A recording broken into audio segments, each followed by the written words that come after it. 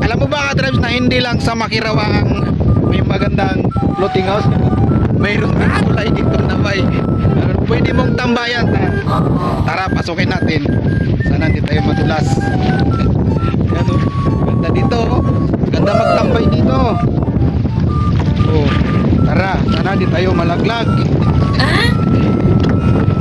Ayan, shout out sa may-ari po ng ano na to, ng waiting seat na to. Wow. Ano ba tawag dito? Yan o. Yan. Shout out sa may-ari nito. So ka-tribes, andito ako sa yung Yes! floating house. Floating house. Floating house. Kasi alam mo ka-tribes, madalang kasi yung kanila side. So baka malaglag tayo. So yan, nandito tayo ngayon sa loob ng kanilang floating house. Magandang araw. Sana walang tao dito. Wala tao ka-tribes. So ayan lang yung silaw.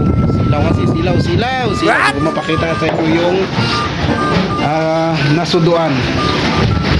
Ito po yung pwedeng magiging tambayan pag nandito ka sa pier ng Makirawa. Yan po yung pier. Talaga silaw ka-tribes against the light. So dito pwede kang mamahinga. Sarap ng hangin dito ka-tribes. Malamig. Yes! Kasi naka-open sea. Open sea. So yan, hindi ka magiga-iga. Kung mahilig ka mag-inom ng alak, dala ka lang dito. Paalam ka lang sa may-ari. Ayan. So yan, maraming salamat sa inyong panonood sa ating video ngayong araw na ito. Pag nagustuhan mo ka-tribes, baka pwede pakishare at more follow sa atin. At share nyo na rin po at search na rin nyo yung ating YouTube channel. Yan, meron tayong YouTube at sa TikTok.